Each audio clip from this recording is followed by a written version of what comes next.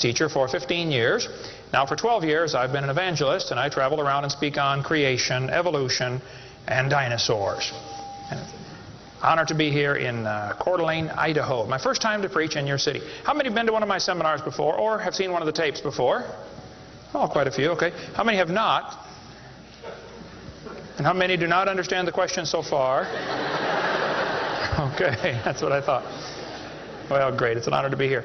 I tell folks right up front before I get started too far, because I don't want anybody sneaking up on me, I believe the Bible is the infallible, inspired, inerrant Word of the living God. I believe it from cover to cover.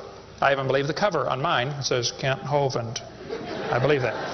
And what I try to do in my seminars, I have 3 distinct goals. Number 1, I want to strengthen your faith in the Word of God. Number 2, if you're not saved, I'm going to try to get you saved.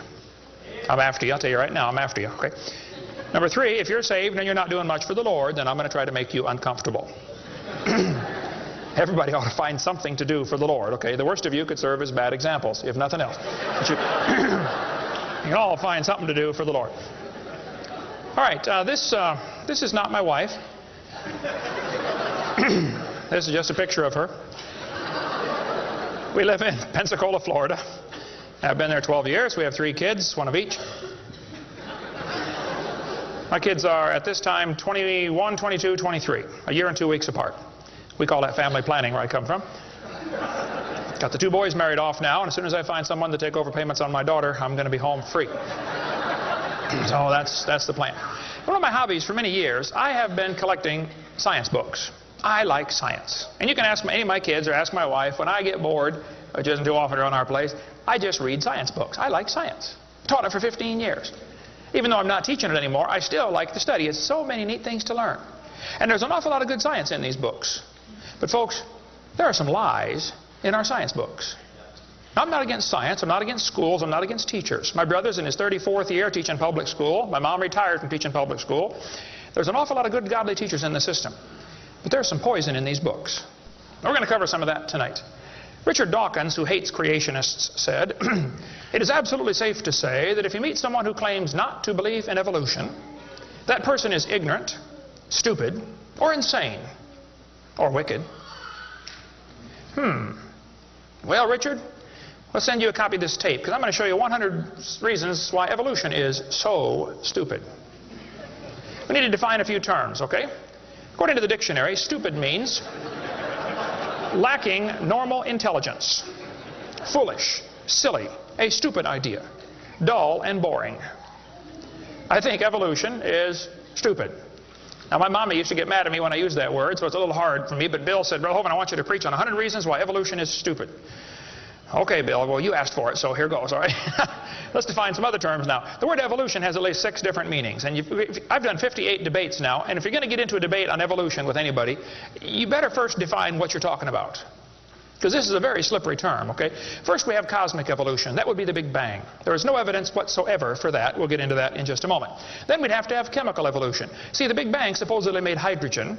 Well, how did we get 92 elements, plus the synthetic ones? I mean, how did the chemicals evolve? They don't talk about that much, but that would have to happen. Thirdly, we'd have to have stellar and planetary evolution. Did you know the stars would have to evolve? There's an awful lot of stars out there, folks, but nobody's ever seen one form. There's enough stars out there that everybody on Earth can personally own 2 trillion of them. We've never seen one star forming. We see them blow up from time to time. It's called a nova or a supernova. We've never seen one form. One professor told me one time, he said, "Well, we calculated in the laboratory that if 20 stars explode near each other, it'll produce enough energy to make a brand new star." I said, "Well, that's brilliant. You got to lose 20 to gain 1. You ought to run for Congress. You could help those guys borrow their way out of debt." Man, first place, that's all theoretical. We've never seen it happen, okay? And I think it is scientifically impossible. See, then we'd have to have organic evolution. That would be the origin of life. How did life get started from non-living material? Now, according to the evolution theory, that would have to happen somewhere along the line, long ago and far away.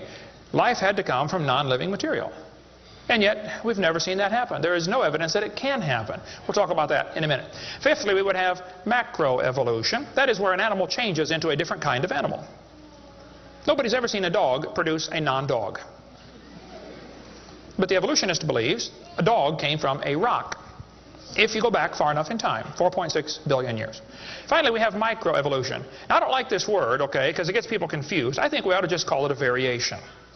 But microevolution happens, folks. That is a fact of science. Animals produce a variety of offspring, but it's always the same kind. The first 5 definitions of evolution are stupid. It doesn't happen. It's certainly not part of science. It's something you have to believe in. They teach the kids it all started with a big bang 20 billion years ago. A big bang. I like to ask them some simple questions. What exploded? And where did it come from? And where did the energy come from? Et cetera, et cetera. According to the Big Bang Theory, it all started with a little tiny dot and exploded and spread out over all the universe much faster than the speed of light. Well, the Big Bang Theory, as we'll see in a minute, is stupid. I don't know of a better way to say it. I'm trying to be nice to them, but it is just stupid. The Big Bang idea started with a Belgian astronomer named George something, can't pronounce his last name. George said that this original matter was no more than a few light years in diameter. At the very least, that would be 2, or about 12 trillion miles. So they started off teaching a spot 12 trillion miles across was what exploded. Well, they revised that down. In 1965, they said, no, it was only 275 million miles across. Well, that's way down from 12 trillion. 1972, they said, no, it's only 71 million miles across. I don't know how they know this stuff, but this is what they taught, okay? 1974, they said it was only 54,000 miles across. 1983, they said it was the trillionth the diameter of a proton. Now they're saying it's nothing at all. Nothing exploded. And here we are. This is what the textbooks teach. 18 to 20 billion years ago, all the matter in the universe was concentrated into one very dense, very hot region that may have been much smaller than a period on this page. That's stupid. This one says, all of the matter and energy someday will once again be packed into a small area, no bigger than the period at the end of this sentence. Then another Big Bang will occur. It happens every 80 to 100 billion years. So you can forget about global warming. We're going to get squished. Now, this textbook author was brilliant. I could not believe how smart this guy was. He said, boys and girls, nothing really means nothing. You have to be at least that smart to write a book. He said not only matter and energy would disappear, but also space and time. However, physicists theorize that from this state of nothingness, the universe began in a gigantic explosion. What? Yes, boys and girls, you see, nothing exploded, and here we are. Now, who can argue with logic like that? Man, they even put this in major science journals like Scientific American. This fellow said, the observable universe, that would be us, could have evolved, there's that word again, you got to watch that one, okay, 6 meanings, from an infinitesimal region. In the Greek, that means a dot. It's then tempting to go one step further and speculate that the entire universe evolved from literally nothing. They call that science and put it in a science book. I would call that stupid and put it in the garbage. This is what the books teach. I collect them. I've got hundreds and hundreds of these books from countries all over the world, clear back from 1890s up until the 2001 textbooks. They're teaching this kind of stuff, folks. This one says, all the matter in the universe was drawn into this little tiny dot, and it spun faster and faster. This is what they teach the kids. Some kids doing this for homework tonight, right? It spun faster and faster. One day, it exploded. Big bang. I was talking to a professor from Berkeley one time. I was sitting on the airplane next to a professor from Berkeley University. I don't know if you folks here in Idaho ever heard of Berkeley or not. But Berkeley is not a Bible college. So we got talking about the Big Bang, and he said he believed in the Big Bang Theory. I said, yes, sir, I figured that. You have to teach it at Berkeley. I said, tell me, sir, how did the universe get here? He said, well, 20 billion years ago, all the matter was squished in this little tiny dot, and it was spinning real fast, and it exploded. Big Bang. And pieces flew off and became the galaxies and the sun, the moon, the stars, and finally, you know, people. Here we are. I said, sir, could I ask you a couple questions, please? You know, one of my favorite things to do in life is asking questions to people who believe in evolution. I absolutely have a wonderful... That's how this whole ministry started. 12 years ago, I moved to Pensacola, Florida. Some article came out in the newspaper that said, dinosaur bones found in Montana from 80 million years ago. I wrote my first letter to the editor in my life, about 12 years ago. I wrote a letter to the editor. I said, yes, they found dinosaur bones, and yes, it was 40 feet long, and yes, it was found in Montana, but it was not from 80 million years ago. This one probably drowned in the flood in the days of Noah, 4,400 years ago.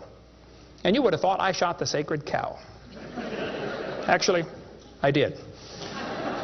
Boy, there began to be quite a battle in the newspaper, letters to the editor flying back and forth, and finally a university called me and asked me to do a debate with one of their professors. Well, I'd never had a debate in my life except with my wife, and I lost those every time. So I was not excited about debating, but I said, well, how do you do it? What do you want? And the guy said, well, you send us 30 questions, and the other guy will send in 30 questions, and we'll discuss those questions for the debate. I said, okay. So I sent him 30 questions. I thought they were perfectly legitimate, fair questions. I said, a woodpecker's tongue goes all the way around the back of his head and comes on top of his left eyebrow, left nostril here. Would you please show me any fossils that have been found, intermediate species between a normal bird and a woodpecker, with his tongue going all the way around his head? What evidence do you have of how this evolved? That question never came up. I don't know what happened to it. But I said, termites chew on wood and they swallow it, but termites can't digest it. It goes into their stomach, and there's little tiny critters in their intestines that actually digest the cellulose. Now, those little critters can't live without the termite, and those termites can't live without those critters. Which one evolved first? I thought it was a fair question, but it never came up. I don't know what happened. I think they lost my list. But anyway, one of my favorite things to do is asking questions to people who believe in evolution. So I asked this professor if I could ask him some questions about the Big Bang. He said, sure, what would you like to know? I said, well, sir, you told me 20 billion years ago all the matter in the universe was squished in this little tiny dot. And it was spinning faster and faster and exploded. I said, where did all this matter come from? He said, well, we don't know that for sure. I said, okay, now, sir, hold it. If I told you that I believe about 6,000 years ago God created the heaven and the earth like the Bible teaches, you're going to say, and where did God come from? And I don't know. But you said 20 billion years ago there was a Big Bang, and you don't know where the dirt came from. So basically, I believe in the beginning God, and you believe in the beginning dirt. Don't tell me my theory is religious and yours is science. Oh, no, sir, they're both religious. The news media tries to make it look like it is religion versus science.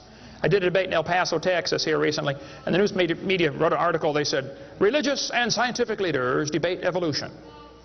What is the unspoken message in that title? What are they trying to imply? Can you catch that? They're trying to imply that evolution is part of science, aren't they? No, evolution is a religion. Actually, both creation and evolution are inherently religious. These two timelines is the same information right here. I'll be referring to that throughout the seminar here. I cover this thing all the time. The Bible teaches about 6,000 years ago God made everything. 4,400 years ago there was a big flood that destroyed everything. 2,000 years ago Jesus came. Here we are today waiting for the Lord to come back in about 5 minutes. This is the Bible view of history. On this chart, 1 inch is 150 years. That's a long time. The 20 billion year chart on the bottom is a very different scale. But see, both views, creation and evolution, are inherently religious. You have to believe in creation or believe in evolution. The difference between the two, though, is very simple. The evolution religion is tax supported. That's the difference. By the way, if I was to make that bottom chart the same scale as the top chart, the bottom chart actually needs to be 2,100 miles long. That's from Pensacola to Portland, Oregon. I don't want to carry a chart that big, so I made a new scale for the other one, okay? If they want to believe it happened long ago and far away, they're welcome to believe that, but that's not science. Evolution is a religious worldview, and I think it is stupid. So I asked the professor, where did the matter come from? He said, I don't know. I said, well, sir, would you please tell me where the laws came from? The universe is run by laws, gravity, centrifugal force, inertia. Who gave the laws? He said, we don't know that either. I said, sir, could you tell me where the energy came from? You know, it takes energy to make a big bang. Who bought the gas to run this machine anyway? He said, we don't know that either. I said, sir, could I ask you another question? He said, sure. What else would you like to know? What else? What do you mean else? You haven't told me nothing yet. I said, does Berkeley have a merry-go-round? How many of you know what a merry-go-round is? You go round and round and round till you puke, okay? He said, no, we don't have a merry-go-round at Berkeley. I said, you ought to get one. You could learn some good science on a merry-go-round.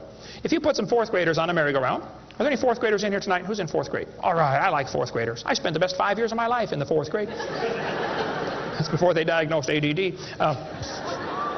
Put some fourth graders on the merry-go-round, I like using fourth graders because they're tough and they're expendable. And we're going to get the high school football team out there to get that thing spinning clockwise as fast as it will possibly go. Now, if you have a digital watch, you may not know what clockwise means. I'll explain it later. We're going to spin the merry-go-round clockwise. The kids are going to go through 4 phases. They start off in phase 1. They're screaming at the football players. Come on, let's go, faster, faster. Can't you go any faster? You get up around 30 miles an hour. The kids enter phase 2, where they stop screaming. They just quietly concentrate on trying to hang on for dear life. You get up around 60 miles an hour. The kids enter phase 3, where they start screaming again. But now they're screaming, stop, stop, please, slow down. Don't stop, though. Keep going faster and faster. When you get to about 100 miles an hour, you should enter phase 4. That's where the kids begin to fly off the merry-go-round. Now, when this happens, you will notice a very interesting phenomena of physics. If the merry-go-round is going clockwise, when the kid flies off, the kid will be spinning clockwise until he encounters resistance, like a tree or telephone pole. That's because of a law in physics known as the conservation of angular momentum. You see, if a spinning object breaks apart in a frictionless environment, the fragments will all spin the same direction. It's very simple. It's because the outside is moving faster than the inside. And so it keeps the same direction of spin. The professor said, yes, I understand about the conservation of angular momentum. I said, well, good. I'd like to ask you a question then, sir. If the whole universe began as a swirling dot, like you said, why do 2 planets spin backwards? He said, that's interesting. I said, no, that's more than interesting. It's kind of hard on your Big Bang Theory. Not only that, 6 of the moons are spinning backwards. Why? He said, I don't know. Why do you think they're going backwards? I was hoping he was going to ask that. I said, well, sir, I believe it's very simple. You see, I believe in the beginning God created the heaven and the earth, and God did it that way on purpose, just to make the Big Bang Theory look stupid.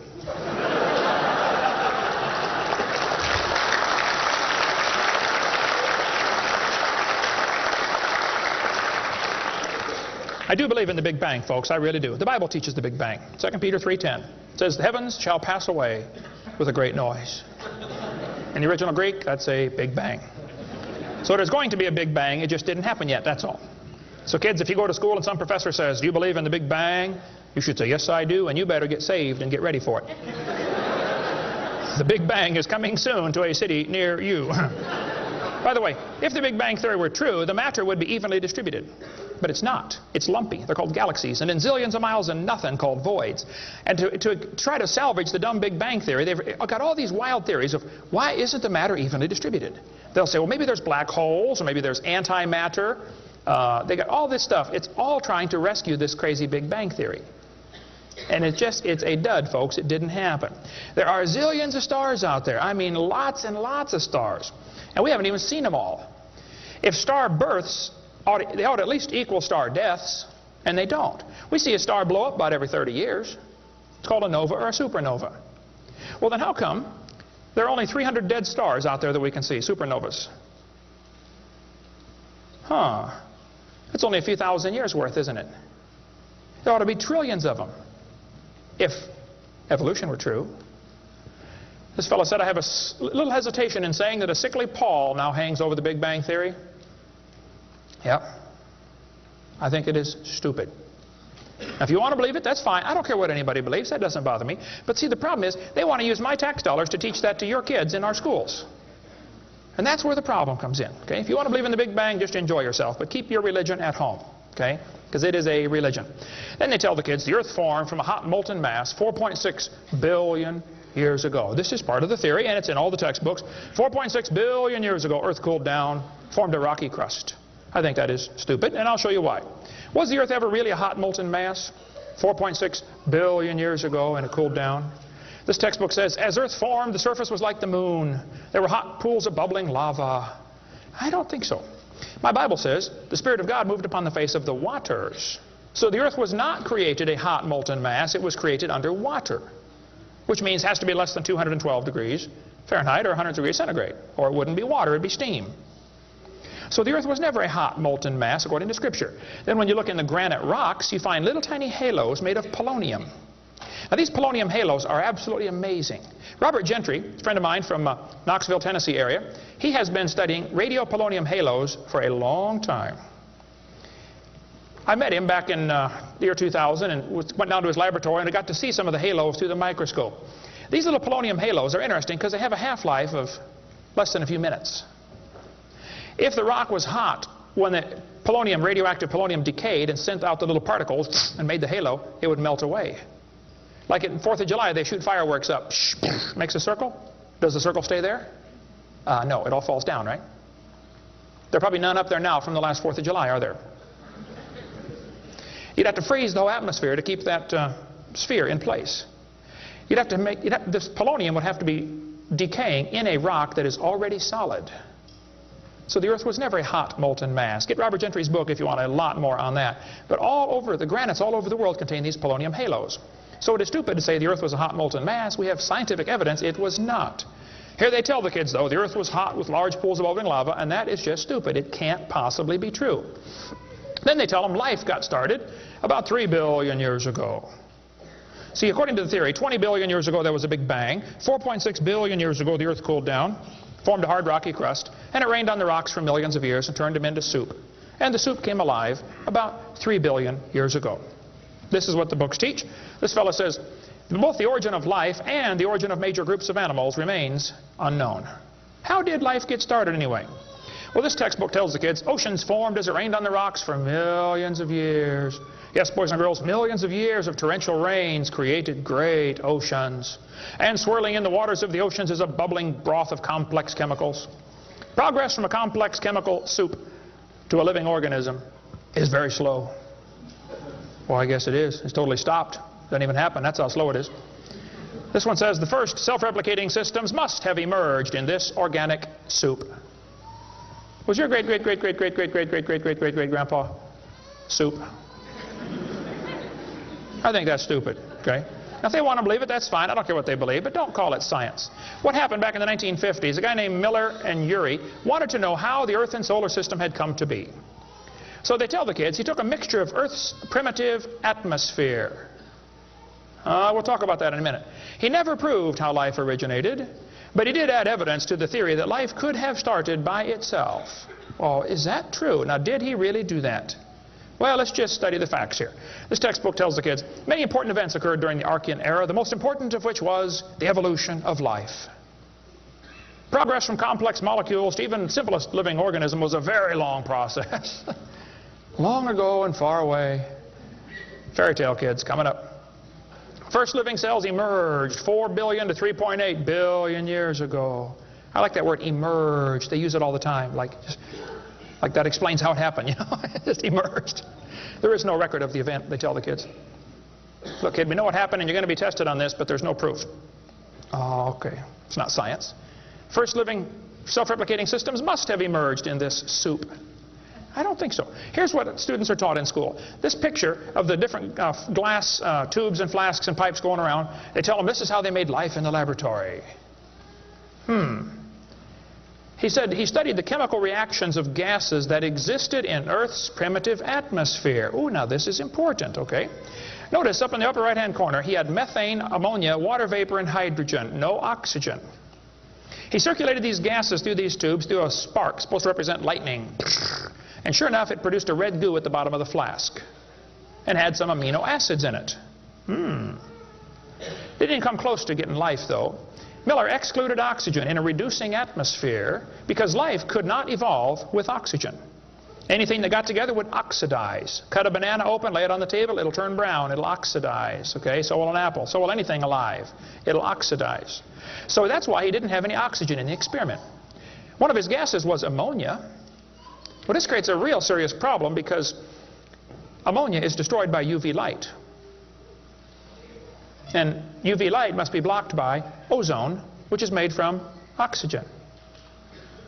I got a problem here. This textbook says several billion years ago, Earth's atmosphere had no free oxygen. Well, that's just simply not true. Ozone is made from oxygen and it blocks UV light, and ammonia, one of the gases needed for the experiment, is destroyed by UV light. So life cannot evolve without oxygen. But also life cannot evolve with oxygen. Well, I got a solution for that one. It didn't evolve. And by the way, the Earth has always had oxygen, even more than it does today, okay? Air bubbles are often found trapped in amber, like the movie Jurassic Park, you know, where they drilled in and got the mosquito blood. These air bubbles, though, have 50% more oxygen than we do right now. We cover more on that on my video series, videotape number 2, about what the pre-flood world was like and why they lived to be 900 on the blue series of tapes out there on the table.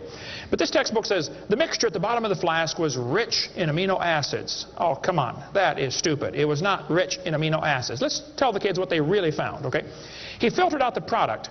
As this gas went through the tubes, he sparked it, produced this goo at the bottom, and he drew the goo off because if it went through again, it would be destroyed by the spark.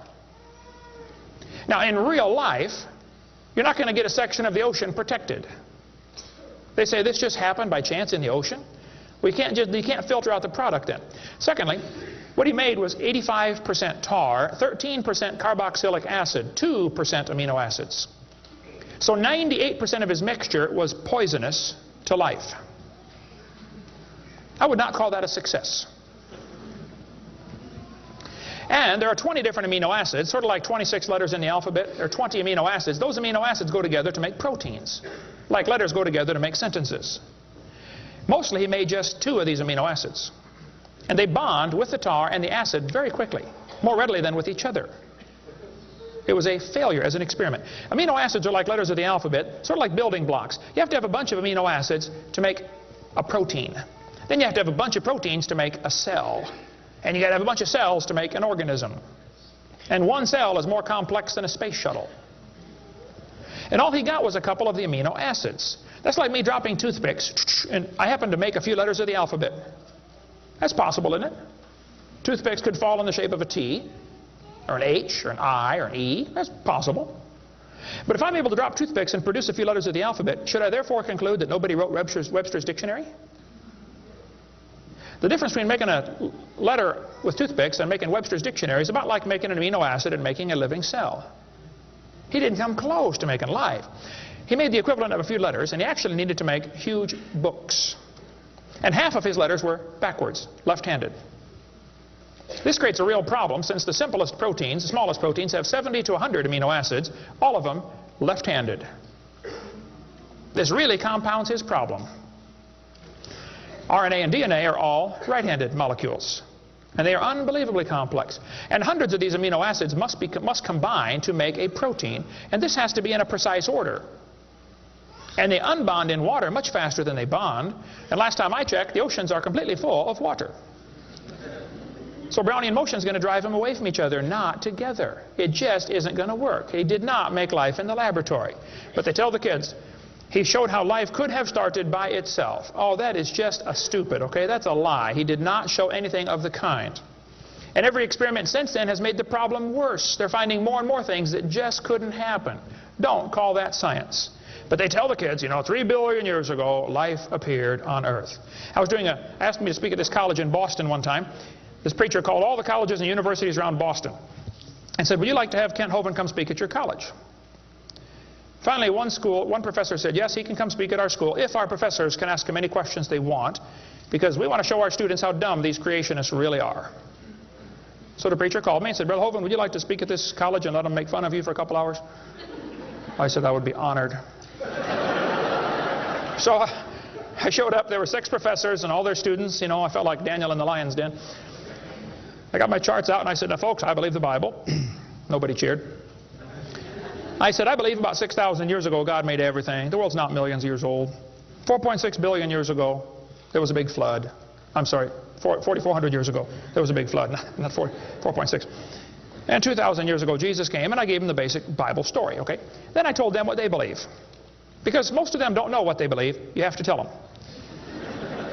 You guys believe 20 billion years ago there was a big bang where nothing exploded and produced everything. 4.6 billion years ago the earth cooled down, made a hard rocky crust. It rained on the rocks for millions of years, turned them into soup, and the soup came alive 3 billion years ago. And this early life form found somebody to marry. Boy, now that's a good trick. And something to eat, of course, and slowly evolved into everything we see today.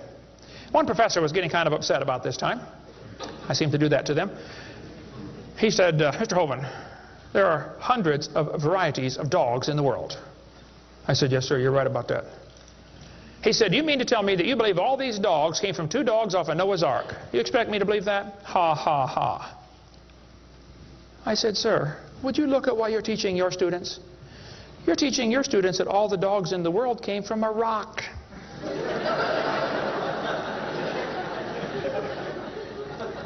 I had one lady, a woman, come to me after a debate one time. She was steaming down the aisle. Boy, she was mad. Oh, I could tell I'm in trouble now. I stood there quivering in my boots, you know. She walked up and she said, "Tonight, you said we believe we come from a rock. We do not believe that." I said, "Well, ma'am, calm down just for a minute." I said, "Do you believe in evolution?" She said, "Yes, I do. I'm a professor here at the university." I said, "Well, would you please tell me then where we came from?" She said, "We came from a macromolecule." I said, "Where did that come from?"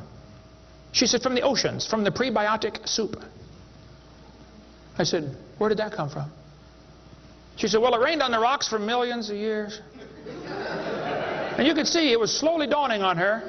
I do believe I come from a rock, don't I? Yes, ma'am, you do. You ought to be proud of it. Hey, don't step on Grandpa, whatever you do. Look, that's stupid, okay? There's no kind way to say it. There's a great book dealing with some of the flaws in the Miller experiment. If you want more on that for your kids to study out there on the table, get the book Icons of Evolution. Then they tell the kids that these plants and animals, not only did life evolve from non-living material, then this life had to learn to reproduce itself. Why would any organism want to reproduce more of its own kind when that's only going to increase competition for the food supply? Why didn't they instead evolve the ability to live forever and be happy? Huh? You ever think about that? I was in a debate one time, and we had question and answer time at the end. The student stood up and he said to the evolutionist, he said, "Sir, how did male and female evolve?" The professor got up and he said, "Well, that is a giant mother may I step in the evolution story." A mother may I step? This is science. Wow. Well. So according to them, you know, for the next few billion years or hundreds of millions of years, you know, life learned to produce something other than its own kind. Of course, today everything only produces its own kind, but they say long ago and far away, they were able to do something different. Textbooks will say we started like a bacteria and slowly evolved to a human. I think that's stupid. But if you want to believe that, that's perfectly fine. Those trees of life that they put in the textbooks for your kids are a bunch of nonsense.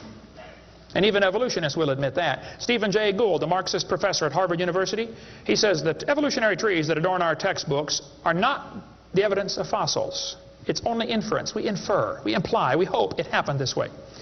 This textbook says, all the many forms of life on Earth today are descended from a common ancestor. What? You mean the birds and the bananas have a common ancestor? Isn't that what he says? Found in a population of primitive unicellular organisms. Well, in the first place, there's no such thing as a primitive unicellular organism, okay? One single cell is more complex than a space shuttle. There's no such thing as a primitive single-celled organism. We talk about that on video number 4 of our series. But he says, all the forms of life are descended from a common ancestor found in a population of primitive unicellular organisms. What were those first cells like? How do we know? What events led up to their formation? No traces of those events remain. Did you catch that? Hey kid, we know what happened, but there's no proof. Primitive, huh? This one says the humans, mammals, birds, crocodiles all had a common ancestor. Well, anything inside that circle is religious speculation. It is stupid. Reptiles produce reptiles, dogs produce dogs, people produce people, and there's never been an exception to that. Darwin said, though, if my theory be true, here's his book right here. You can look on page 211. He said, if my theory be true, numberless intermediate varieties must assuredly have existed. Boy, you're right about that, Charlie. I mean, to change from a rock to a dog would take a few changes. David Ropp, who believes in evolution very strongly, says, in the years after Darwin, his advocates hoped to find predictable progressions. In general, these have not been found, yet the optimism has died hard, and some pure fantasy has crept into textbooks. Oh, you're kidding. Fantasy in our textbooks? Oh, yep. They tell the kids they have evidence of evolution from fossils. I don't think so. That is stupid, okay? If you find a fossil in the dirt, all you know is it died. You don't know that it had any kids, do you? And you sure don't know that it had different kids. I mean, think about it. You're in a court of law. You bring in a bone to the judge. Judge, I found this bone in the dirt. This is the ancestor of all the humans today. They would laugh at you. You don't know that that's the ancestor of anybody, do you? And why on earth would you think a bone in the dirt can do something animals today cannot do? Animals today can only produce the same kind, right? Dogs produce dogs, folks. Luther Sunderland asked all the major evolutionists, he said, where is the evidence for evolution? They all said, well, somebody else has it. We don't have it over here. So he wrote a letter to Colin Patterson. He's the director of the British Museum of Natural History. They've got the largest fossil collection in the world. He said, Mr. Patterson, I read your book on evolution. I noticed you didn't show us the missing links. Why didn't you show us the missing links? Patterson wrote back and said, I fully agree with your comments on the lack of evolutionary transitions in my book. If I knew of any, fossil or living, I would certainly have included them. I will lay it on the line, there is not one such fossil. There are no missing links, folks. The whole chain is missing. Even Stephen Gould admitted the absence of fossil evidence for intermediary stages is a persistent and nagging problem for evolution. We got the theory, we know it's true, now we just need the evidence. That's the way they think about it. Richard Goldschmidt said, maybe the first bird hatched from a reptile egg. Well, Richard, I'm sorry. I don't mean to be disrespectful, but that's stupid. See, what's happened, these guys have looked for missing links in the fossil record. They can't find any, and so they say, well, maybe evolution happened so fast it wasn't preserved. Maybe a reptile laid an egg and a bird hatched out. Well, who did that bird marry?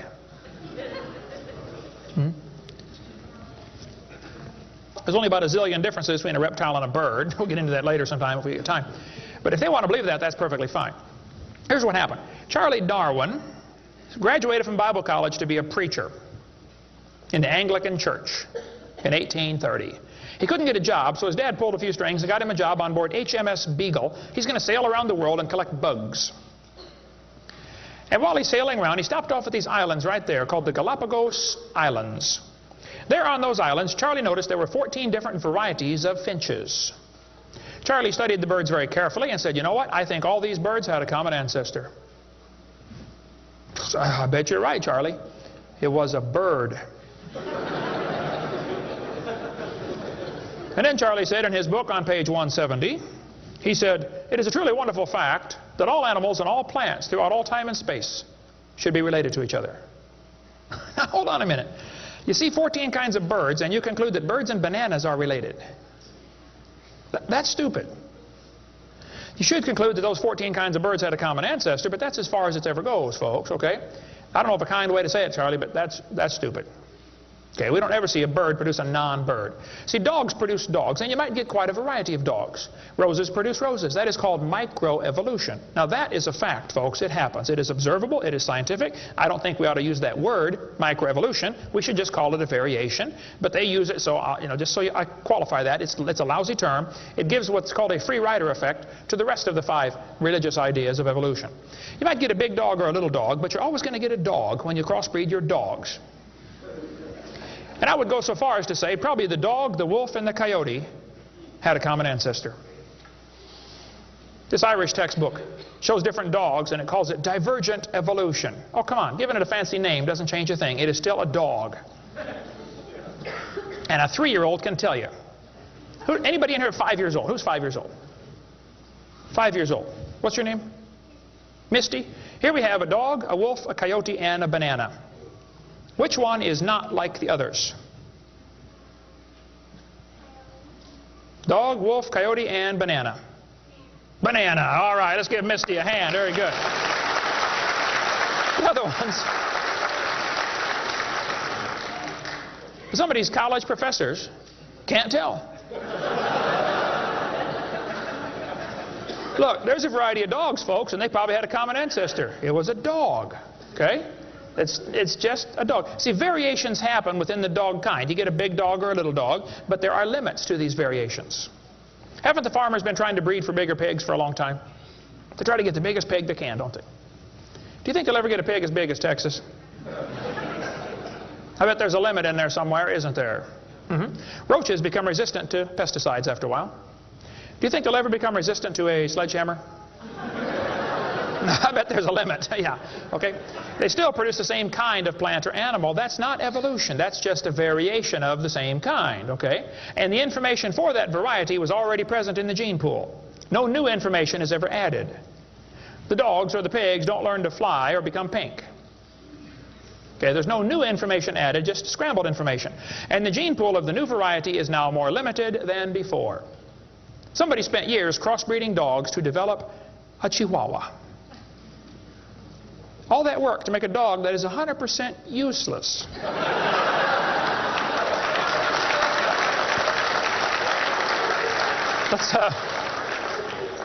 Let's turn all the Chihuahuas in the world loose back into the woods. How long would they last? They'd run up to the wolf. Yep, yep, yep, yep, yep. Crunch. Go ahead, make my day. A useless dog. Genetic information was lost when you got your variation. It wasn't added. You might have selected a certain slice of the gene pool with small dog, quick characteristics, but you didn't add anything. You selected something from the population. I come from Illinois, corn country. There are so many kinds of corn up there, they have to number them.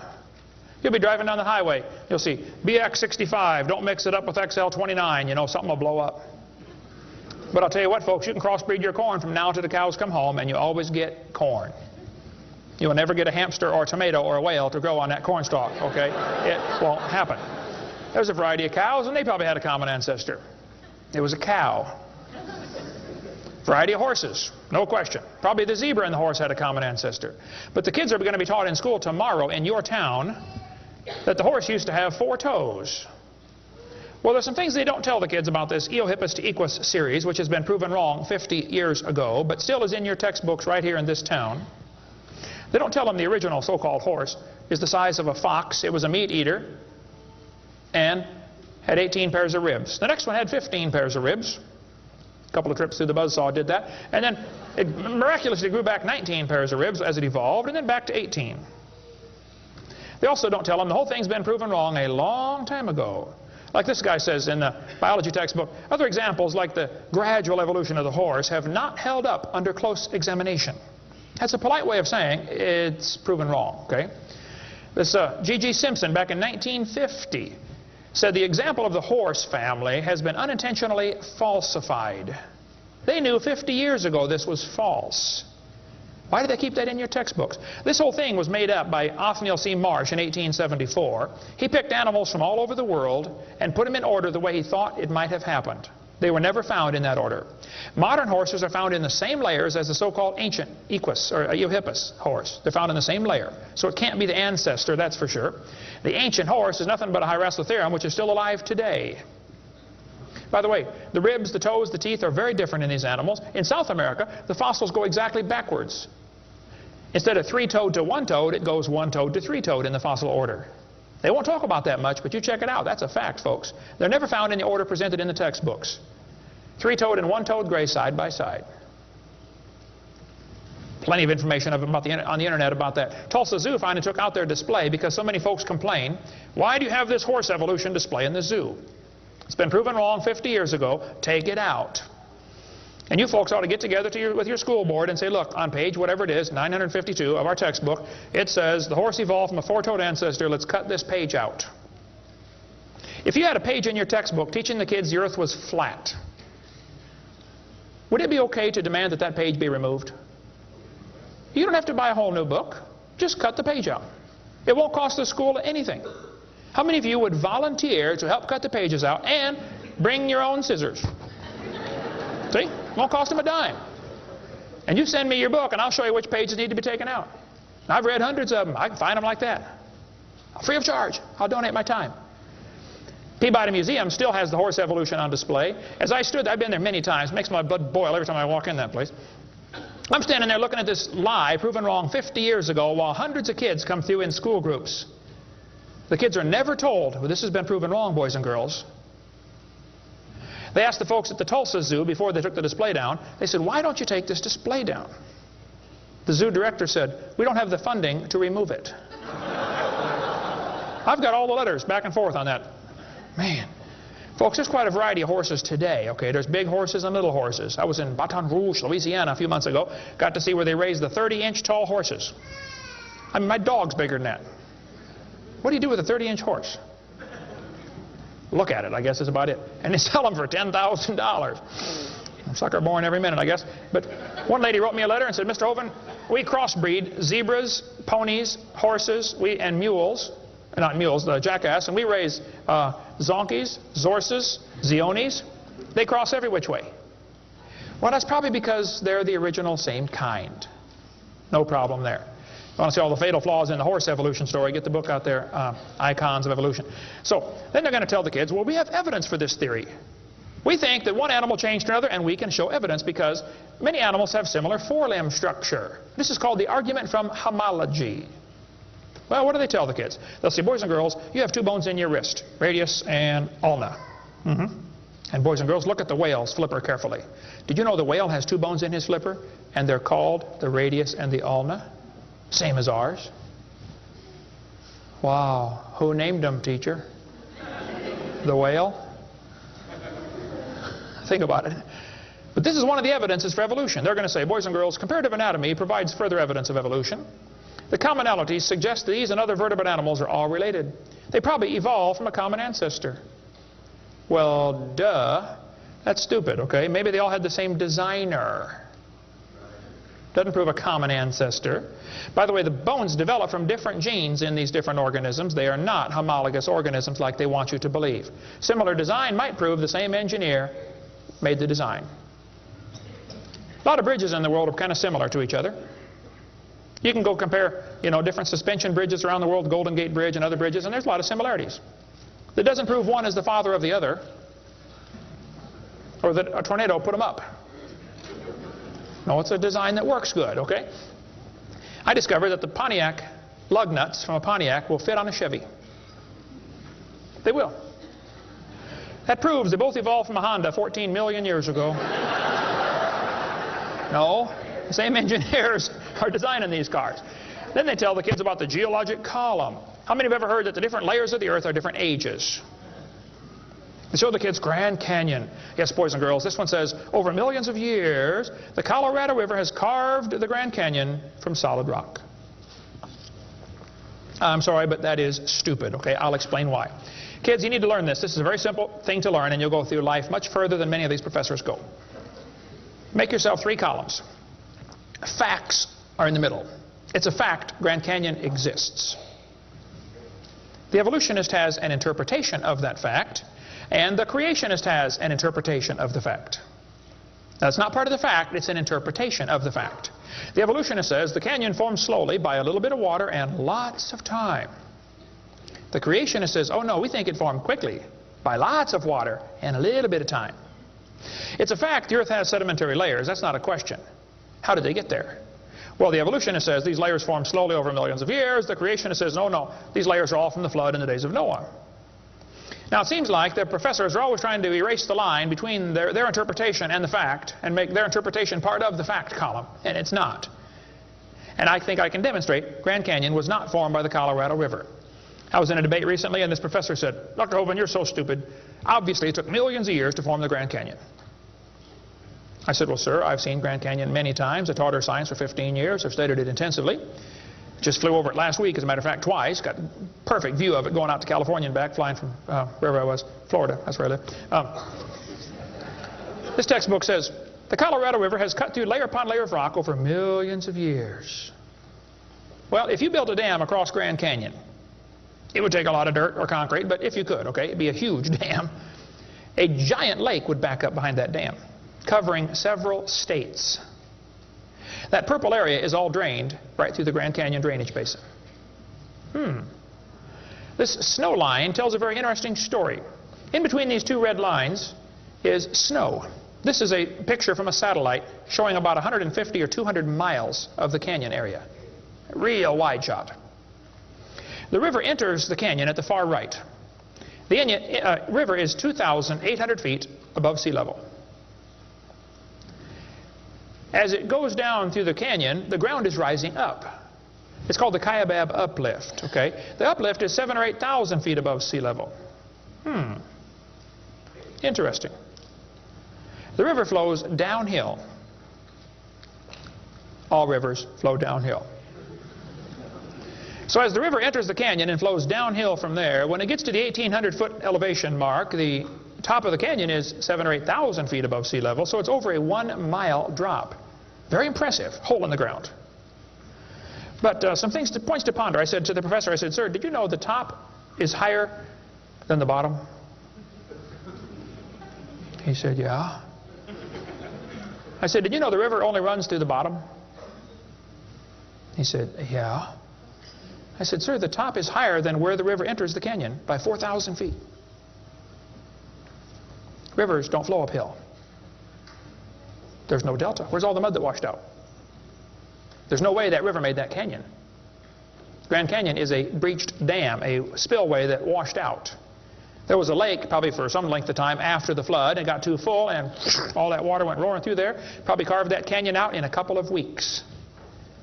Not millions of years. Absolutely impossible for that river to have made that canyon. We cover lots more on that on videotape number 6 of our series. But they tell the kids, the Colorado River made this canyon slowly over millions of years. I'm sorry, that is stupid. That can't possibly be true. They need to learn the facts. Charlie Lyell, back in 1830, he was a lawyer from Scotland. Somebody calculated one time that if all the lawyers in the world were laid end to end around the equator, we would all be better off. Charlie Lyell hated the Bible. In 1830, he wrote this book right here. Oh, I got it down on the table. I picked up the wrong one. Principles of Geology. Here it is on this table. Charlie Lyell wrote this book, 1830. In this book, he mocked at scriptures. He hated the Bible. You can see it mocking all through they're here. In here, he and other fellows back in that time, Cuvier, Steno, Strata Smith, and some of these guys, they invented the geologic column. How many have ever heard of the geologic column before? They say each of the layers is a different age, you know, Cenozoic, Mesozoic, Paleozoic, Archeozoic, all them Zoic boys. And they gave each layer of rock a name, like maybe you saw the movie Jurassic Park, and an age, and an index fossil. This was done in 1830, way before there ever was a carbon dating or potassium argon dating or lead-208, lead-206, uranium-235, uranium-238. Didn't exist, folks. The dating text didn't exist. They just made up these numbers out of the clear blue sky. The geologic column is the Bible for the evolutionist. It can only be found one place in the world, the textbooks. There's no geologic column, and they know it. This fellow says, if there were a column of sediments, unfortunately, no such column exists. The geologic column is a hoax. Does not exist. It is stupid. Those layers cannot be different ages. If the geologic column were all in one place, it would be 100 miles thick. Didn't happen. By the way, if the geologic column were true, if you look at the side of Grand Canyon and see all these thousands of layers, why are there no erosion marks between the layers? Don't you think if one layer sat there for 10 million years waiting for the next one, it would rain once or twice? No erosion marks between the layers. Interesting. Oh, something to consider anyway. Those layers are all deposited very rapidly, and I think we can demonstrate that scientifically. If you take a jar of dirt, put some water in it and shake it up, and set it down, it'll settle into layers for you automatically. It just takes a few minutes. It's called hydrologic sorting. The gravels go to the bottom, and then the sands and the silts and the clays. It'll sort just like that, folks. Go home and do it with a jar. You'll see what I'm talking about. Years ago, I was preaching in Union Center, South Dakota. Union Center is right there. It's not even on the map. There are 40 people in the whole town. 38 of them came to church. I don't know where the other 2 were. But they showed up later, I guess. But the preacher said, "Hey, Brother Hovind, let's go down to Rapid City, South Dakota. They've got a museum down there with a bunch of dinosaur bones." I said, "All right, I like dinosaurs. Let's go." So we all drove down to the museum. The guide met us at the door. He said, "Would you like me to give you a tour?" We said, "That would be great, sir." The first place we stopped on the tour was the geologic time scale, the big chart. They got it behind glass so the kids can't touch it. You know, this is holy, sacred. And the guide said, "Now, boys and girls, this layer of rock right here is about 70 million years old." My daughter was 12 at the time. She raised her hand. She said, "Mister, how do you know that layer is 70 million years old?" He said, "Well, honey, we tell the age of the layers by what kind of fossils we find in them. They're called index fossils." Oh, she said, "Thank you, sir." We walked around the other side of the dinosaur, and we're standing over here, and the guide said, now folks, these bones you're looking at are about 100 million years old. My daughter raised her hand again. She said, mister, how do you know those bones are 100 million years old? He said, honey, that's a good question. We tell the age of the bones by which layer they come from. She said, excuse me, sir, but when we were standing over there, you told me you knew the age of the layers by the bones, and now you're telling me you know the age of the bones by the layers. She said, isn't that circular reasoning? I thought, wow, a chip off the old block. That guide had the strangest look on his face. It was almost as if he were thinking.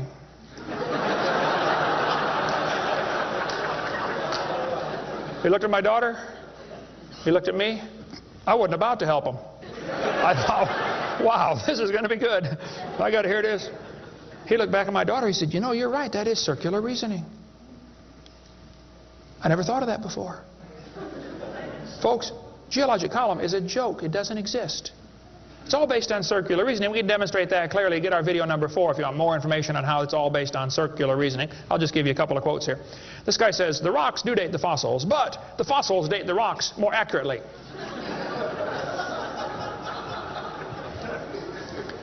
Stratigraphy cannot avoid this kind of reasoning if it insists on using only temporal concepts because circularity is inherent. You have to use circular reasoning to get it right. Well, that's stupid. And you don't need to be too bright to figure out that's stupid, okay? This geologic column contains limestone scattered all throughout the geologic column. I like to ask him the question. I say, fellows, you have limestone scattered all through this column. How do you know the age? It's all limestone. I mean, if I handed you a piece of limestone, how would you know if it's 100 million year old Jurassic limestone or 600 million year old Cambrian limestone? I mean, how would you tell the difference? There's only one way they can tell, by the index fossils. That's how it's done, folks. That is stupid. Because those fossils don't count for anything, as we'll see in a minute. They tell the kids each of these layers is a different age. 100 million, 200 million, 300 million, real impressive, huge numbers. Now, Charlie Darwin did not like round numbers.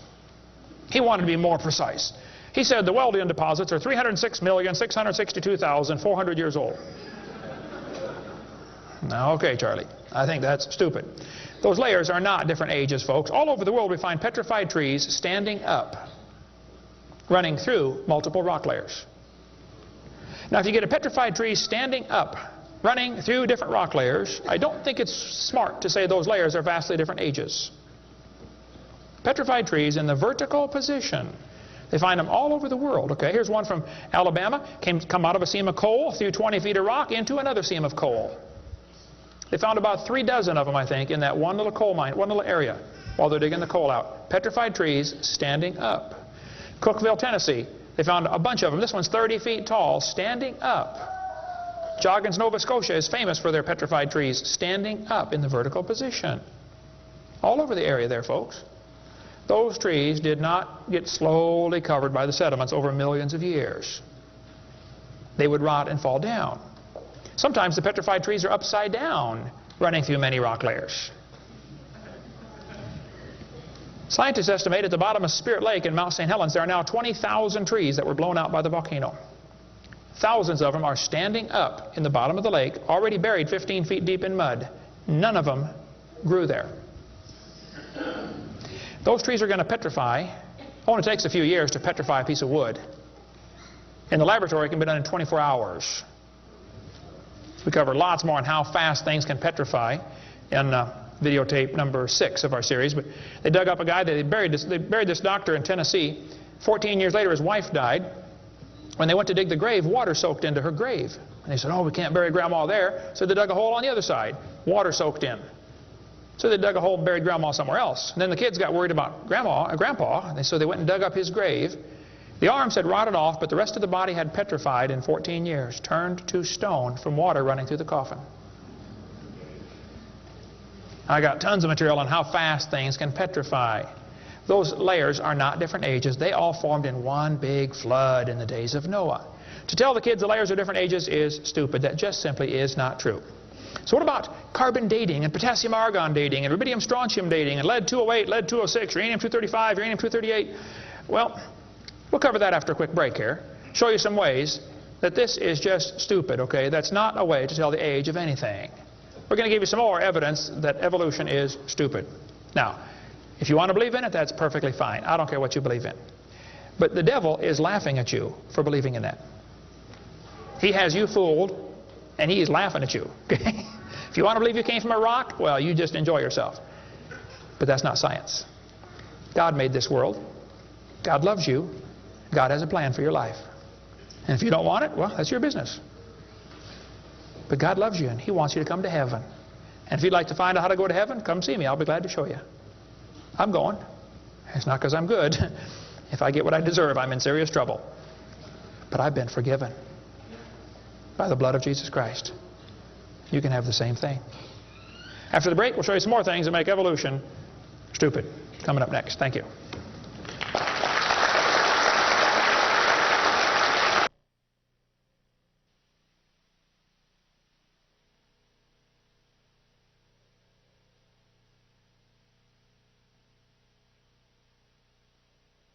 In the early 1950s, actually the late 1940s, they invented carbon dating.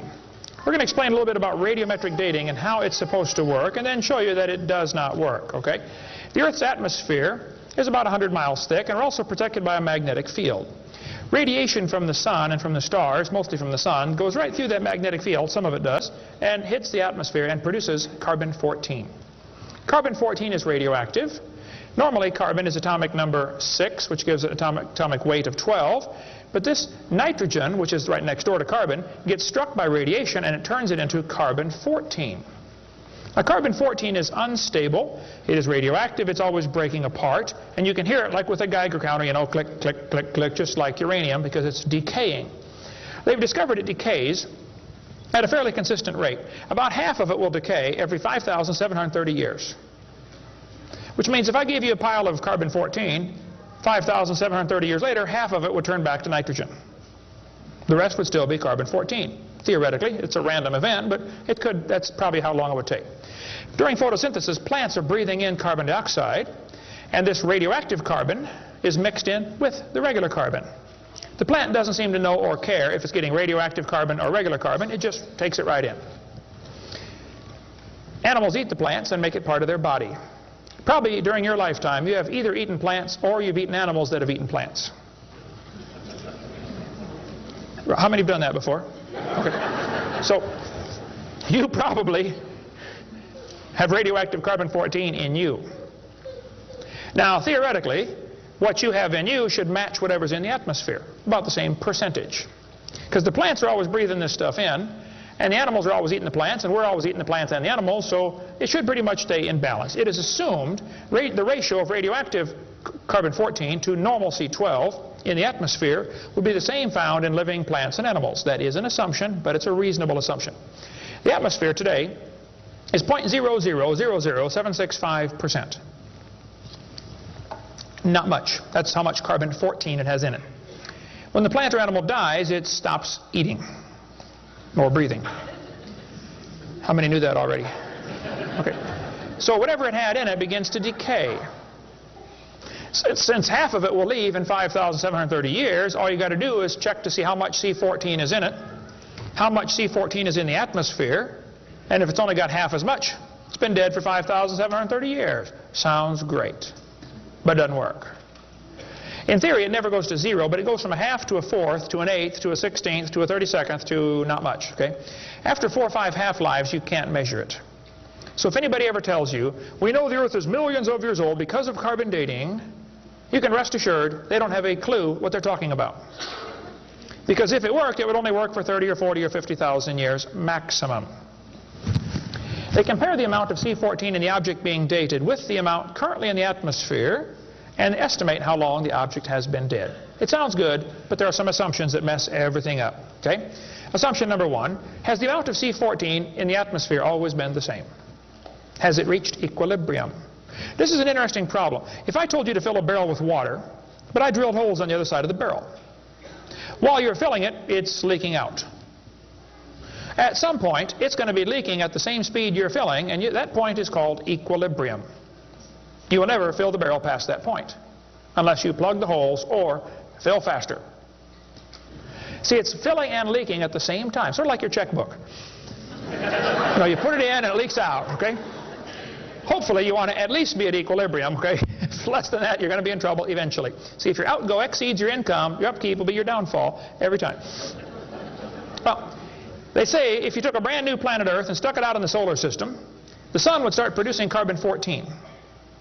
It would start decaying also right away, and it would take about 30,000 years to reach this equilibrium point.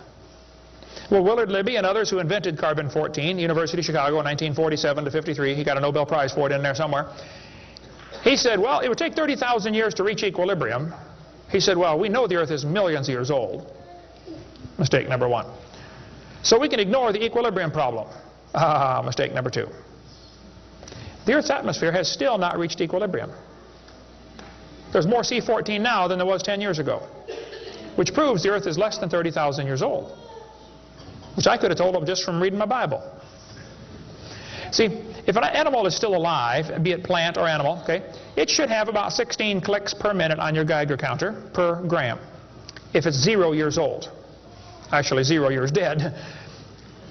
If it's getting only 8 clicks per minute, then it's 5,730 years old. If it's giving you 4 clicks per minute, it's gone through 2 half-lives. It's 11,000 years old. If it's 2 clicks per minute, it's 17,000 years old. This is how they date it. So if you're getting 2.5 clicks per minute, you just find the point on your graph and draw the line over and determine the age.